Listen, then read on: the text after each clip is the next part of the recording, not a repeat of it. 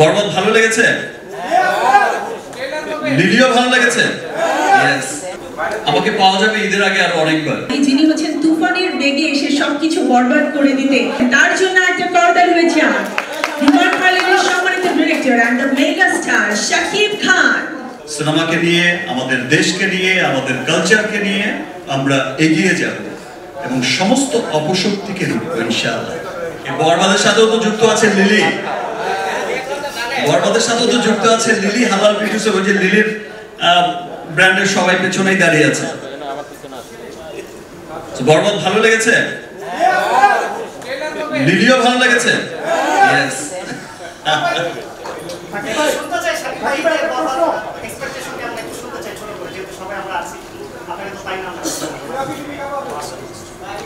আমাকে পাওয়া যাবে ঈদের আগে আর অনেকবার।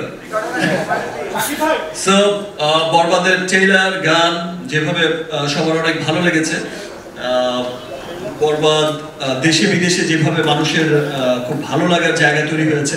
আগে আমাদের দেশের সিনেমার রিভিউ আমাদের দেশের মধ্যেই হতো, দেশের মানুষরাই করতো, কিন্তু আমরা গত কয়েক বছর ধরেই দেখছি এবং সেটা দিনকে দিন বেড়েই চলেছে।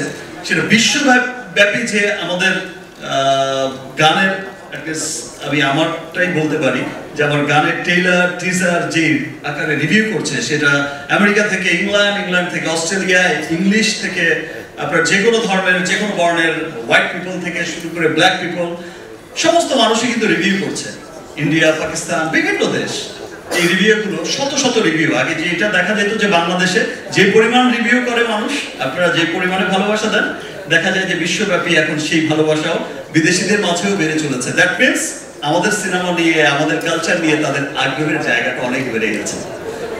এভাবেই আমাদের বাংলা সিনেমা এগিয়ে যাক আমাদের দেশ, এবং সমস্ত বাধা পেরিয়ে আমরা আমাদের সিনেমাকে নিয়ে, আমাদের দেশকে নিয়ে, আমাদের কালচারকে নিয়ে আমরা এগিয়ে যাব এবং সমস্ত অপশক্তিকে রুখব ইনশাআল্লাহ।